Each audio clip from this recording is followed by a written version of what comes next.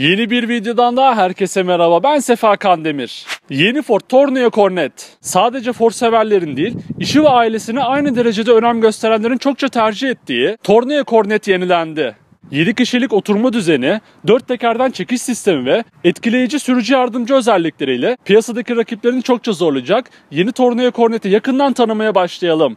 Videoya geçmeden önce bizi abone olmadan takip eden sevgili izleyicilerimize kanalımıza abone olmalarını, videoyu beğenmelerini ve sevdikleriyle paylaşmalarını hatırlatmak istiyorum. Şimdiden çok teşekkürler.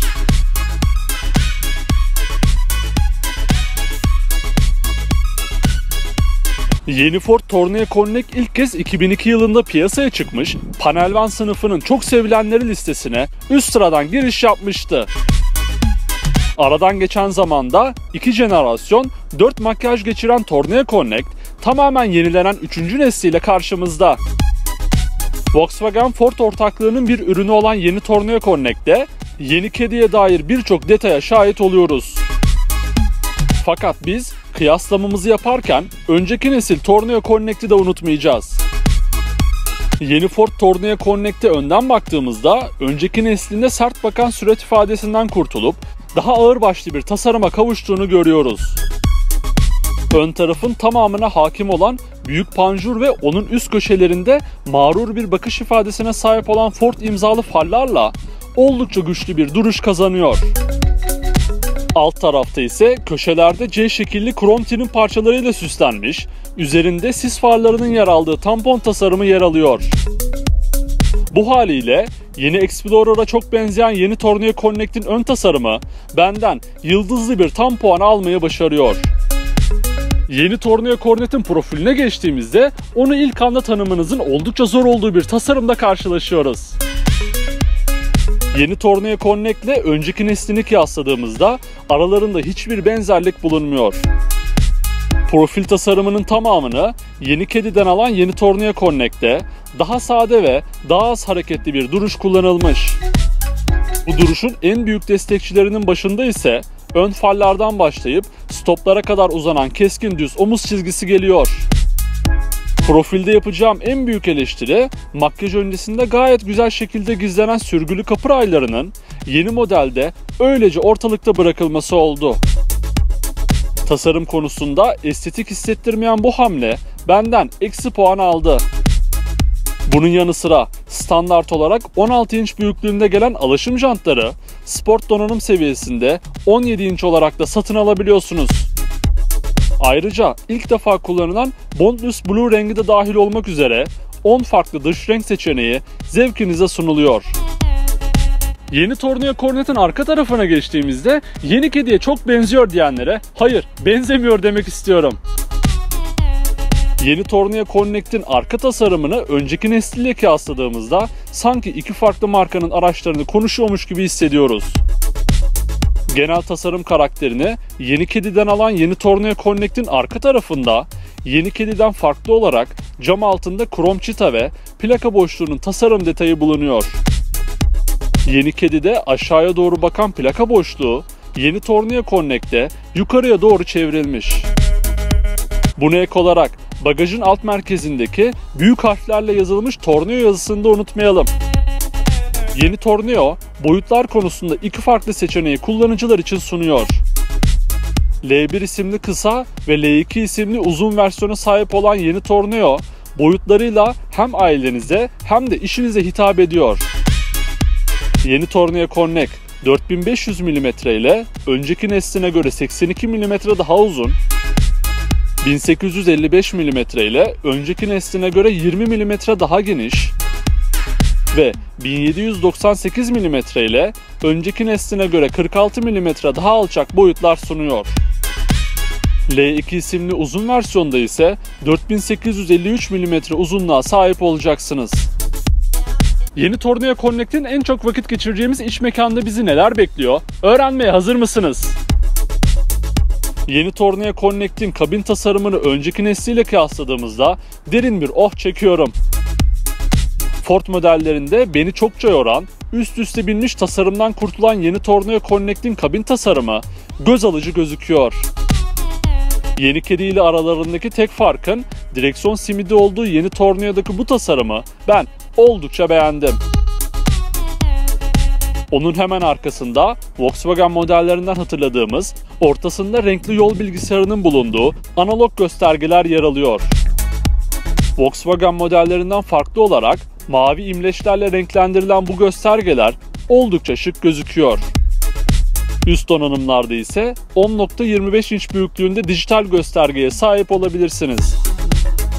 Konsolun ortasına doğru geldiğimizde standart olarak 8.25 inç büyüklüğünde gelip en fazla 10 inç büyüklüğünde satın alabileceğiniz dokunmatik multimedya ekranını görüyoruz. Yazılım ve işlemci kısmında tamamen VAK grubuna teslim olan Ford, kendini Almanlara teslim etmiş. Dokunmatik hassasiyeti gayet iyi olan bu ekran üzerinden Apple CarPlay ve Android Auto hizmetlerini kullanabiliyorsunuz. İşleve yönelik orta konsol üzerinde ise 2 adet USB Type-C bağlantı noktası, 12 volt soket girişiyle kablosuz şarj pedi ve küçük eşya gözüne yer verilmiş. Vites kolunun hemen arkasında ise otomatik el freni ve 2 adet bardaklık kendine yer buluyor. Buna ek olarak opsiyonel şekilde satın alabileceğiniz bel ve baldır destekli 4 yönlü elektrikli AGR koltuklar oldukça konforlu ve şık gözüküyor. Yeni Tourneo Connect'in 2 sıra halindeki arka koltuklarına geçtiğimizde MPV sınıfında ihtiyacımız olan her şeye cevap bulabiliyoruz. Tavanı tamamen kaplayan panoramik cam tavan sayesinde olduğundan daha ferah hissettiren arka tarafta seyahat ederken konfor seviyenizden hiçbir şey kaybetmiyorsunuz. Buna ek olarak ön koltuk arkalarındaki katlanır tepsiler ve orta konsol üzerindeki havalandırma çıkışları da arka tarafın işlevsel özellikleri arasındaki yerini alıyor.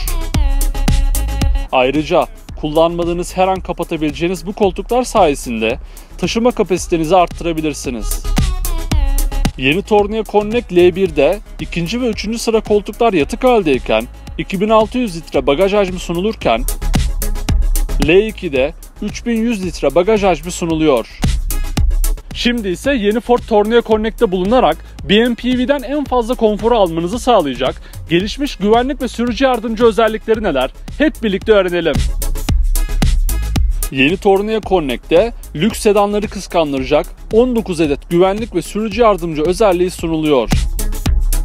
Bu özelliklerin başlıcaları arasında herhangi bir tehlikeli yakınlaşmada sizi sesli ya da acil fren yaparak uyaran önden çarpışma önleyici, aracın şerit dışına çıkmasına izin vermeyen şeritte tutma sistemi, aracın trafiğe göre hızını otomatik ayarlamasını sağlayan adaptif hız sabitleyici, özellikle ağır yüklerde yokuşlarda kalkışları kolaylaştıran yokuş kalkış desteği, park sırasında diğer araçlara karşı yakınlığınızı anlayabileceğiniz ön ve arka park sensörleri ve çok daha fazlasına yeni Tourneo Connect'te sahip olabilirsiniz.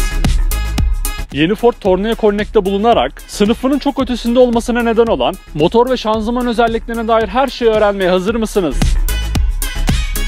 Yeni Tourneo Connect'te 1.5 litre hacminde benzinli ve 2 litre hacminde dizel motor seçeneklerine yer veriliyor.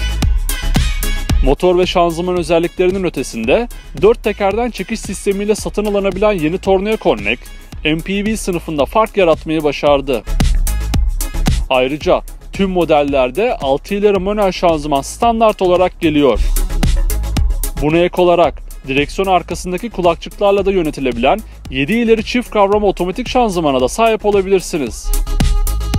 Benzinli tek motor olan 1.5 EcoBoost'tan 114 beygir güç, 220 Nm tork elde edebiliyorsunuz.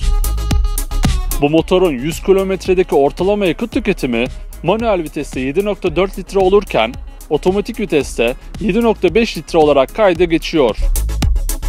2.0 EcoBlue dizel motorda ise giriş seviyesinde 102 beygir güç, 280 Nm tork üreten manuel vitesli model yer alıyor. Bu motor ise ortalama 5.5 litre yakıt sarf ediyor. İkinci sıradaki 122 beygir güç, 320 Nm tork üreten motor ise yeni Tourneo Connect'te bulunan en performanslı motor oluyor. 6 ileri manuel ya da 7 ileri çift kavrama otomatik şanzımanın seçilebildiği bu motoru 4 tekerden çekiş sistemiyle de satın alabiliyorsunuz.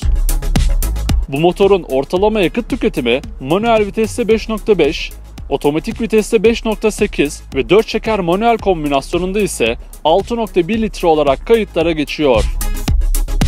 Yeni Ford Tourneo Connect'i 2022 yılının başlarında Avrupa'da 27.378 Euro'dan başlayıp en pahalı modelde 34.000 Euro'ya satın alabilirsiniz. Yeni Ford Tourneo Connect'in baştan sona bilmeniz gereken tüm özellikleri bu şekildeydi. Ben yeni Tourneo Connect'i oldukça beğendim. Özellikle MPV sınıfında sunduğu 4 tekerden çekiş sistemiyle de çokça tercih edileceğini düşünüyorum. Peki siz yeni Tourneo Connect hakkında ne düşünüyorsunuz? Aklınıza takılan her şeyi ve yeni Tourneo Connect hakkındaki düşüncelerinizi yorumlar kısmında bizimle paylaşabilirsiniz. Ayrıca sonraki videolardan anında haberdar olabilmek için kanalımıza abone olmayı, videoyu beğenmeyi ve sevdiklerinizle paylaşmayı unutmayın. Bir sonraki videoda görüşmek üzere, kendinize iyi bakın, sağlıcakla kalın.